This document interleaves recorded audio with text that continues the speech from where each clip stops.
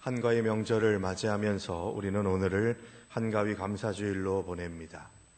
또 이제 며칠 있으면 추석 명절이 다가오기 때문에 믿는 성도들이 믿는 가정을 어떻게 이끌어 나가고 어떻게 세워나가는가 하는 것은 추석 명절을 맞이하면서 대단히 중요한 문제라고 할 수가 있겠습니다.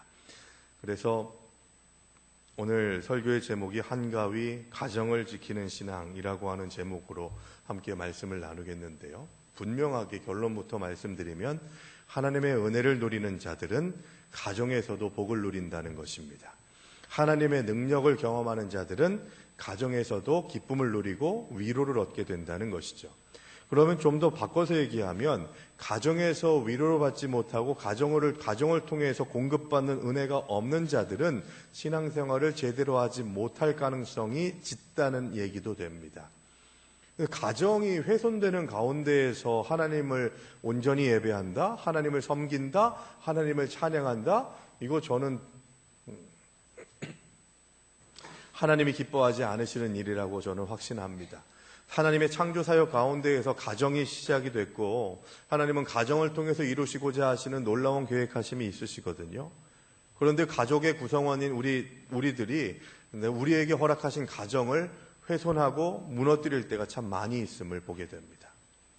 그런 점에서 우리 가족 구성원들이 모이는 이 추석 명절 통해서 또 친척을 만나고 하는 과정에서 오고 갈 때 여러 시간들을 감당하게 되는데 그 시간들을 통해서 우리의 가족의 소중함을 느끼고 그냥 존재 자체만으로 기뻐할 수 있는 우리 가정 공동체가 되기를 주님의 이름으로 축원합니다. 그런 점에서 오늘 본문의 말씀은 가정을 통해서 주시는 하나님의 은혜를 이야기하고 있습니다. 시편 128편의 말씀은 그 앞에 부분인 127편과 짝을 이룹니다. 연결되는 주제를 가지고 있어요. 두 편 모두가 하나님께서 주시는 복이 무엇인지를 말하고 있는데 그 복이 공급되는 하나님께서 내려주시는 복을 받는 그릇을 어디로 얘기하냐면 가정으로 이야기하고 있습니다. 내가 너에게 복을 주리라. 그런데 그 복이 어디에서 머물고 어디에 머금어지느냐? 바로 가정에 있다라고 말씀해주고 있는 거예요. 여러분, 우리의 가정이 복받을 준비가 되시기를 주의 이름으로 축원합니다. 그러려면 가정에 대한 소중함을 느껴야 되고 가정의 의미를 생각해야 되고 가정을 통해서 내가 이루어야 될 일들이 어떤 것인가를 분명하게 알 수 있어야 되는 거죠. 시편 127편의 말씀은 수고에도 헛된 경우를 이야기하기도 합니다만 오늘 본문은 수고한 대로 결실한다고 2절에서 말씀하고 있죠. 문제는 하나님을 경외하는가 경외하지 않는가 여기에 달려 있습니다. 1절의 말씀을 다시 한번 보실까요? 1절 말씀입니다. 여호와를 경외하며 그의 길을 걷는 자마다 복이 있도다. 자, 여호와를 경외한다는 거 하나님을 두려워한다는 겁니다. 그냥 두려워하고 무서워하는 것뿐만이 아니라 존경한다는 거예요. 두려움과 존경이 같이 있는 것을 경외라고 그렇게 이야기합니다. 그러니까 두려움이라는 건 뭡니까? 하나님에 대한 존재를 계속해서 인식한다는 거예요. 그리고 존경한다는 것을 따르겠다고 하는 아주 마음을 다해서 따르겠다고 하는 고백이죠.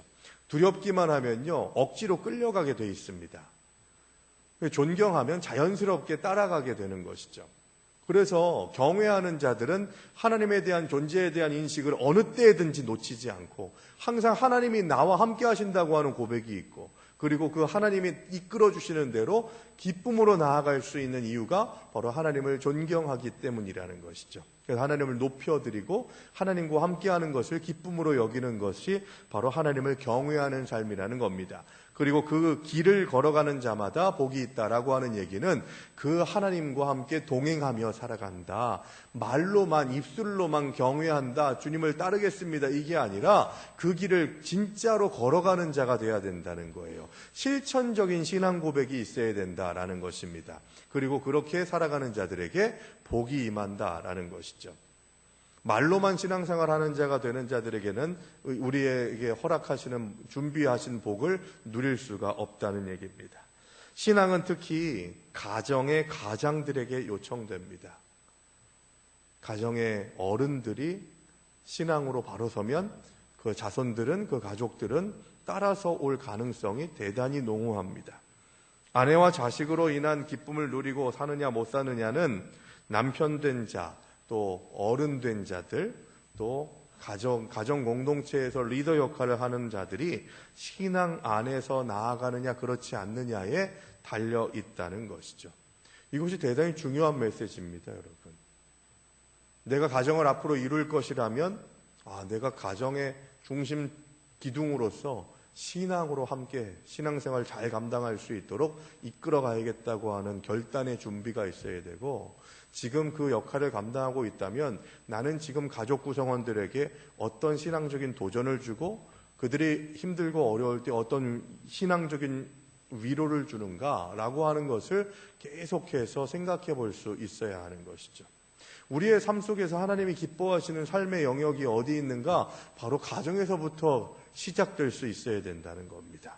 가정은 뒤로 하고, 가정은 그냥 잠자는 곳, 밥 먹는 곳, 그런 생각이 아니라 여관이나 호텔 같은 정도로 생각할 것이 아니라, 가정 공동체에서 기쁨을 누리지 못하면 내가 누리는 다른 기쁨은 거짓된 것일 가능성이 대단히 많고, 그래서 가정을 통해서 하나님께서 주시는 은혜를 누리지 못한다면 회개해야 됩니다. 왜냐하면 하나님께서 우리에게 허락하신, 맡겨주신 가정, 그 가정을 온전하게 바로 세우지 못하기 때문인 것이죠. 2절의 말씀을 보시죠. 내가 내 손이 수고한 대로 먹을 것이라 내가 복되고 형통하리로다 말씀합니다. 여러분, 여기에서 우리가 생각할 것은요, 우리의 가정 공동체가 세워져 나가게 될 때 불로소득을 취하거나 일확천금을 얻으려고 하거나 하는 모습들을 우리의 자녀들에게 보여주시면 안 돼요. 자녀들이 올바르게 크기를 원하신다면 2절의 말씀, 네가 네 손이 수고한 대로 먹을 것이라 라고 하는 그런 말씀을 실현시키는 공동체가 되어야 할 줄로 믿습니다. 예. 여러분 보세요. 목사한테 목사님, 제가 오늘 밤에 큰 판이 하나 있어가지고 고스톱을 치게 됐는데 도박을 하러 가는데 축복기도 좀 해주십시오. 제가 해주겠습니까? 주여 장땡 맞게 해주시옵소서 이럴까요? 예? 제가 축복할 수 없는 것들에 대해서는 성도들은 안 하는 게 좋아요. 예? 한 2년 전, 1년 반 전에 비트코인이라는 게 많이 이렇게 막 있었습니다, 여러분.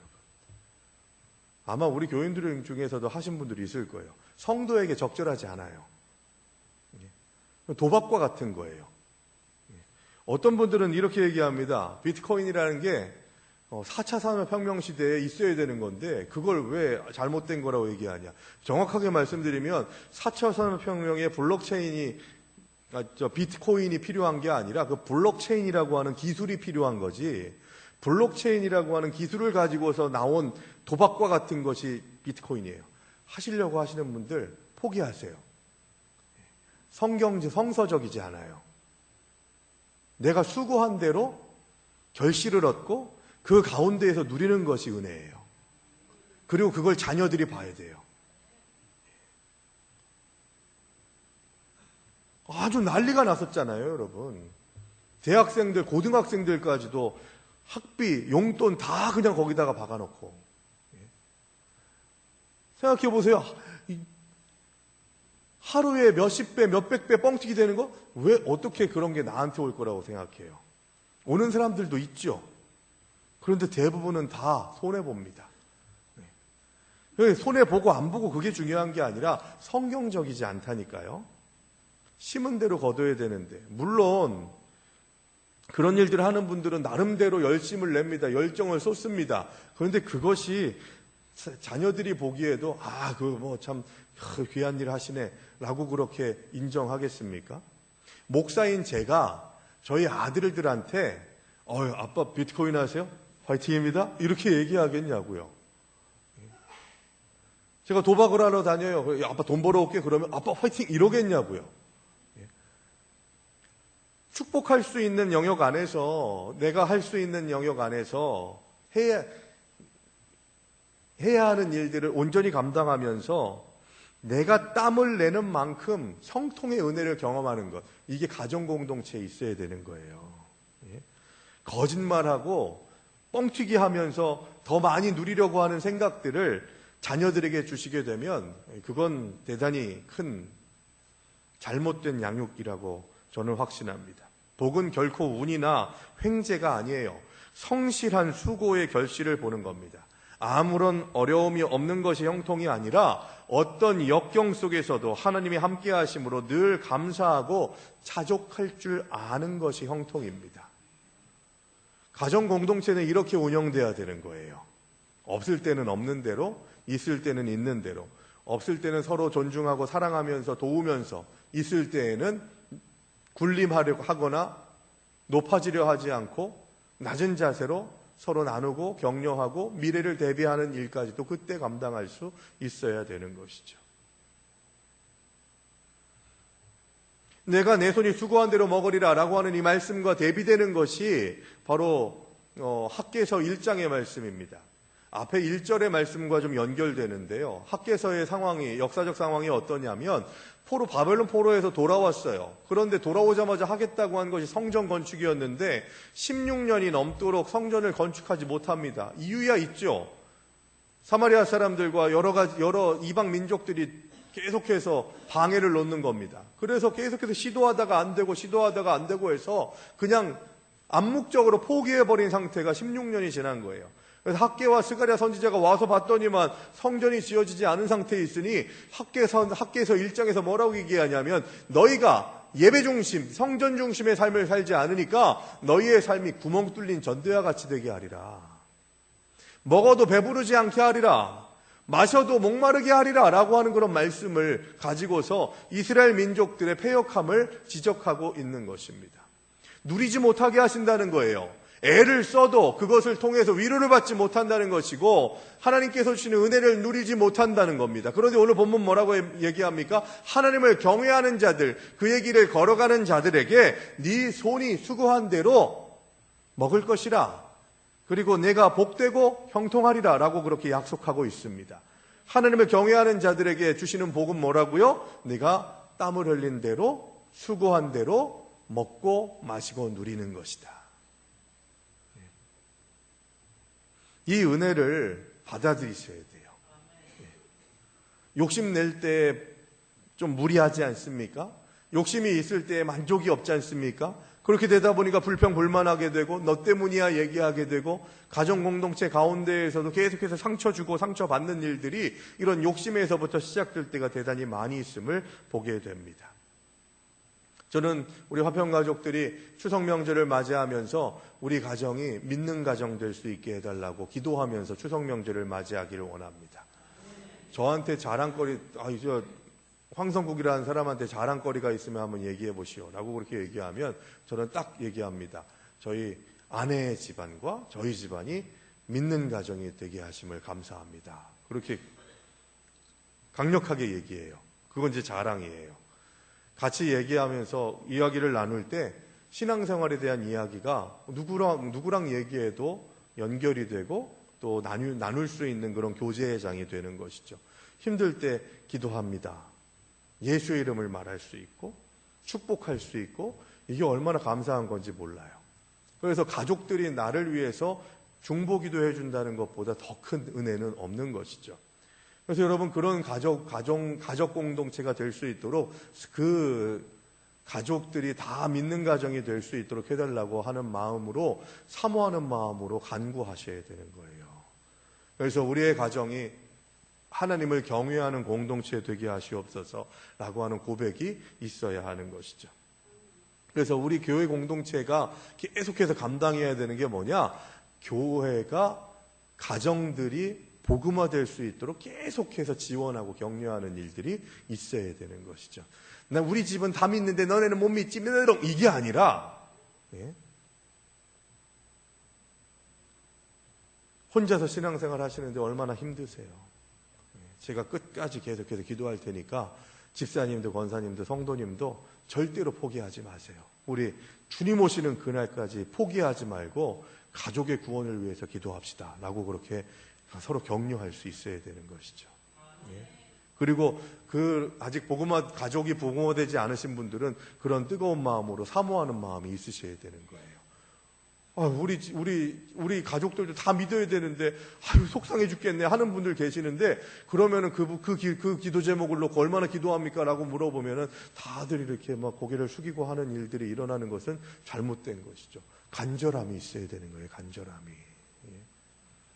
그 영혼이 이 세상에서 잘 되는 것 뿐만이 아니라 영원토록 잘 되는 은혜를 경험할 수 있도록 하는 그런 하나님의 백성들의 중보 기도가 끊어지지 않도록 하는 그런 마음가짐으로 추석 명절을 맞이하시기 바랍니다. 또 3절의 말씀을 보시죠. 내 집 안방에 있는 내 아내는 결실한 포도나무 같으며 내 식탁에 둘러앉은 자식들은 어린 감람나무 같으리로다. 여기서 너 말하는데, 여기서 말하는 너는요, 바로 가장을 얘기하는 가장.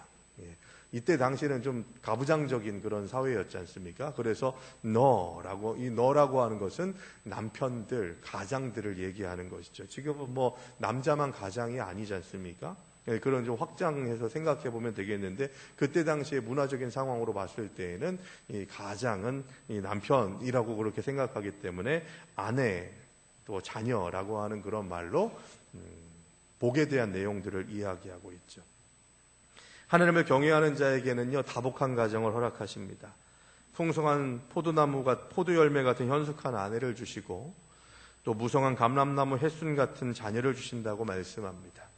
하나님의 창조 사역에서 가정의 역할은요, 가족 관계에서 풍성한 위로와 즐거움을 얻는 것입니다. 하나님이 가정을 통해서 원하시는 열매는 바로 다른 것이 아니라 가족들 서로의 관계 속에서 서로 풍성하게 위로하고 즐거움을 주고 사랑을 느낄 수 있도록 하는 것. 이게 가정에 우리에게 맡겨주신 사명이라는 거예요.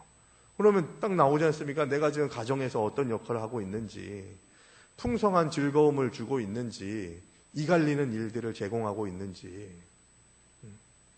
아내와 자녀들이 하나님의 은혜로 본연의 모습을 지켜나간다면 그 어떤 피조물이 주는 위로보다도 가정을 통해서 주시는 위로가 가득하게 됩니다. 가정을 통해서 큰 기쁨을 누리게 된다는 것이죠. 그리고 이런 복은 하나님을 경외하는 가장을 통해서 공급될 때가 대단히 많이 있다는 거죠. 그래서 가정의 리더, 또 엄마, 아빠, 정말 중요한 위치입니다. 부모가 흔들리고 집안의 어른이 흔들리면 다 흔들리는 것 아니겠습니까? 그런데 오늘 본문 3절의 말씀에 보면 아내와 아이들에 대해서 비유적으로 표현한 내용이 있죠. 이 대단히 중요한 의미가 있다고 보는데요. 아내를 결실한 포도나무에 비유했습니다. 여러분, 포도나무는요, 포도주를 내는 포도 열매를 제공하죠.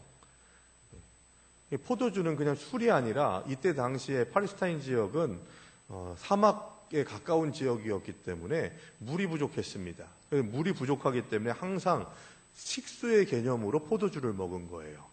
그러니까 이건 식수는요, 대체할 수가 있는 게 아니죠. 안 먹어도 되는 게 아니죠. 그래서 아내의 존재는요, 있어도 되고 없어도 되는 것이 아니라 그 누구보다도 가장 소중하고 귀한 존재다라고 하는 그런 인정을 받을 수 있어야 하는 겁니다.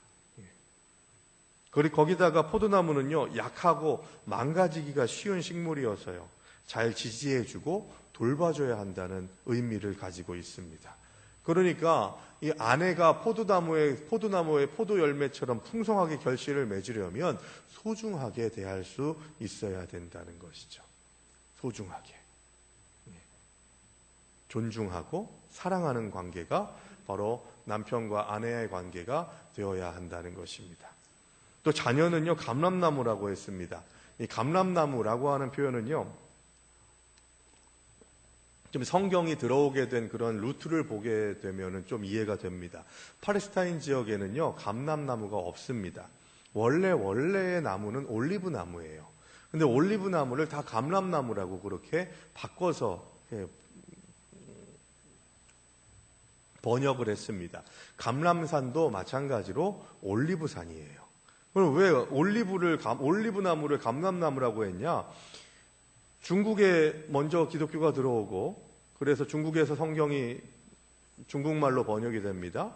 그러다가 그걸 일본으로 가지고 가요. 일본에서 우리나라 사람이 이수정이라고 하는 사람이 이 중국말을 번역을 해가지고 한글로 만듭니다. 그러니까 중국으로 갔다가 일본으로 갔다가 한국으로 이렇게 들어오는 그런 성경의 루트가 있는데요. 일본이나 중국에서 올리브나무라는 게 없는 거죠. 그래서 비슷한 걸 찾아보니까 기름도 나고 모양도 비슷한 게 감람나무라고 하는 나무가 있더라. 그러니까 저걸 감람나무, 올리브나무를 감람나무라고 얘기하자. 그래서 받아들이기가 쉽게, 이해하기 쉽게 하자라고 하는 의미에서 올리브나무를 감람나무라고 그렇게 바꿔서 이야기를 했습니다. 이건 배경 설명이고요. 감람나무의 특징은요, 더디게 자라요. 너무 천천히 자랍니다. 여러분, 동물의왕국 같은 데 보면 기린 제가 출산하는 걸 봤거든요. 기린이 이렇게 어미에게서 쑥 나와가지고 밖으로 탁 나오는데 바로 서요. 곧바로 서가지고 막 걸어 다녀요. 사람은 어떻습니까? 아기가 나왔어요. 바로 걸어 다닙니까? 바로 못 걸어 다니죠. 자기가 할 수 있는 게 거의 없죠. 사람처럼 포유류 가운데에서 사람처럼 더디게 성장하는 것도 없는 것 같아요. 감람나무가 그렇다는 거예요. 더디게 자라고 또 감람나무는요, 나무를 자르면요, 그 남은 밑둥으로 막 새싹이 그렇게 빨리 돋는답니다. 그래서 감람나무를 제거하기가 쉽지 않아요. 자녀들을 이렇게 내 삶에서 제외하고 싶은 마음이 있어도 그러게 됩니까? 예? 끝까지 감당하고 짊어지고 나가야 되는 것이죠. 내 자녀가 잘났던 못났던 간에 하나님께서 맡겨주신 것이기 때문에 그것을 잘 양육하고 잘 훈련시키고 올바로 성장할 수 있도록 해야 되는 것이 바로 부모의 사명입니다. 거기다가 감람나무는요, 열매를 맺으려면 적어도 7년을 기다려야 첫 열매를 수확한다고 합니다. 어지간하게 열매를 맺게 되려면 15년 정도가 걸려야 되고요.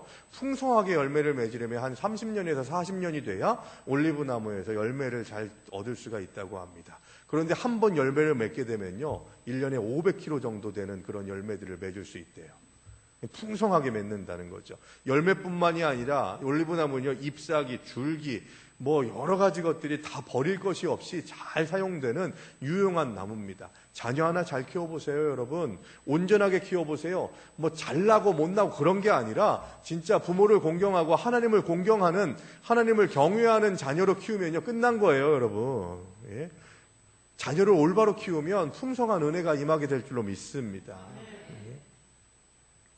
그래서 4절의 말씀 보시면 여호와를 경외하는 자는 이같이 복을 얻으리로다 라고 말씀합니다. 1절의 반복 같죠. 그런데 1절의 말씀, 4절의 말씀의 원문을 보시게 되면은요, 맨 앞에, 4절 맨 앞에 힘내라고 하는 히브리어가 있습니다. 이 힘내라고 하는 단어는 바로 보라라고 하는 얘기입니다. 보라. 자신 있다 그 얘기예요.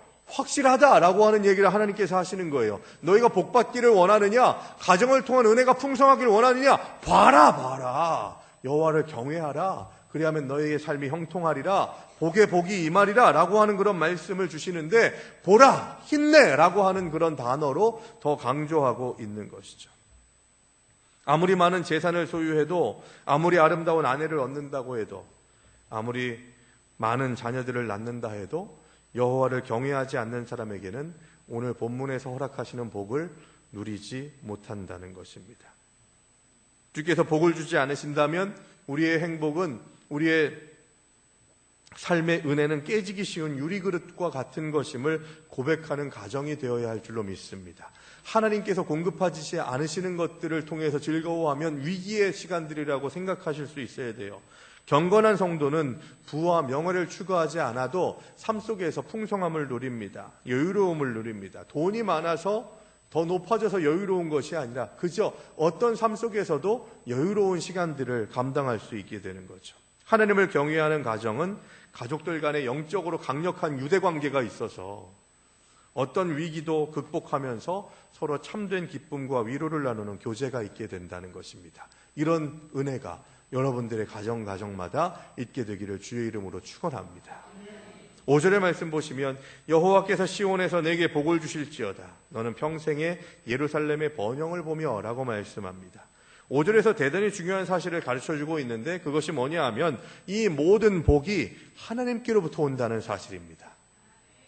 인간이 할 수 있는 것이 아니라 하나님께서 허락하셔야만 온다는 거죠. 그 이유가 뭐냐? 시온이라고 하는 겁니다.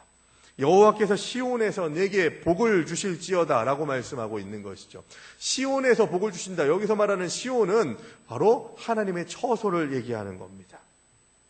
그리고 너는 평생에 예루살렘의 번영을 본다라고 하는 이 얘기는 그냥 우리의 가정에서만 그 복을 누리는 것이 아니라 내가 우리의 가정을 통해서 복을 누리고 은혜를 누리면 그 복이 가정으로부터 흘러넘쳐서 우리의 사는 마을, 우리 교회 공동체, 우리의 모든 삶의 지경에서 선포되고 누려질 수 있도록 서로 복을 누릴 수 있도록 전달해주고 함께 교제하게 된다는 얘기를 하고 있는 것이죠.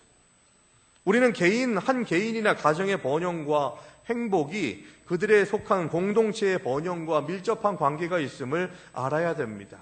한 국가의 안녕은 한 가정의 건강에서부터 시작됨을 우리는 고백할 수 있어야 되는 것이죠.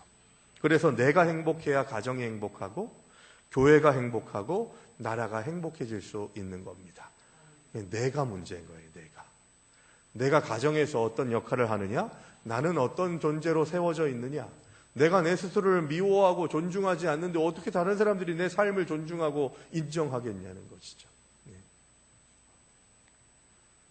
말씀을 마무리 지으면서 저는 하나님께서 주시는 믿음의 공동체의 가장 작은 단위인 가정 공동체를 어떻게 하면 하나님이 기뻐하시는 가정을 지키는 신앙 공동체로 세워나갈 수 있을까 하는 그런 생각을 우리가 함께 나눠야 될 텐데 그 해답을 사랑에서 찾습니다.